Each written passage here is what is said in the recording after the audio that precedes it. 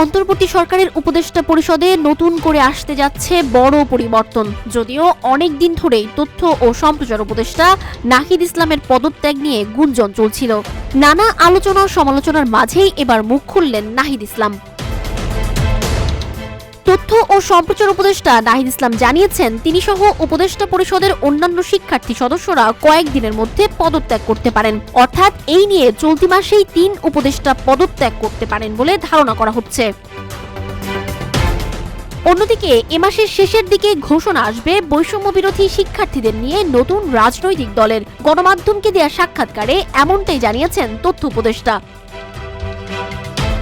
নাহিদ ইসলাম বলেন, ছাত্রদের নেতৃত্বে একটা নতুন রাজনৈতিক দলের পরিকল্পনা রয়েছে, তবে সেটি বাস্তবায়ন করতে হলে সরকারের থেকে কাজ করা সম্ভব নয়। আমি যদি ওই দলের কার্যক্রমে যুক্ত হতে চাই তবে সরকার থেকে পদত্যাগ করব।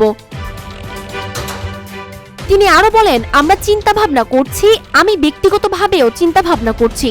যদি মনে করি সরকারের থেকে আমার মাঠে যাওয়া, জনগণের সঙ্গে কাজ করা বেশি জরুরি, মনে হয় আমি সরকার ছেড়ে দেব এবং সে দলের প্রক্রিয়ায় যুক্ত হব।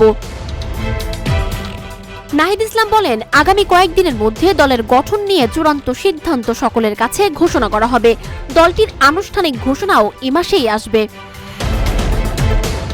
তিনি আরো বলেন, রাজনৈতিক দল গঠন ও ভোটের রাজনীতি ভিন্ন বিষয়, তাই মাঠে নামার সিদ্ধান্ত নেওয়া হচ্ছে। একই সাথে বিএনপির অবস্থান পরিষ্কার করার পর সরকারের সঙ্গে তাদের দূরত্ব কিছুটা কমেছে বলে মনে করেন তিনি।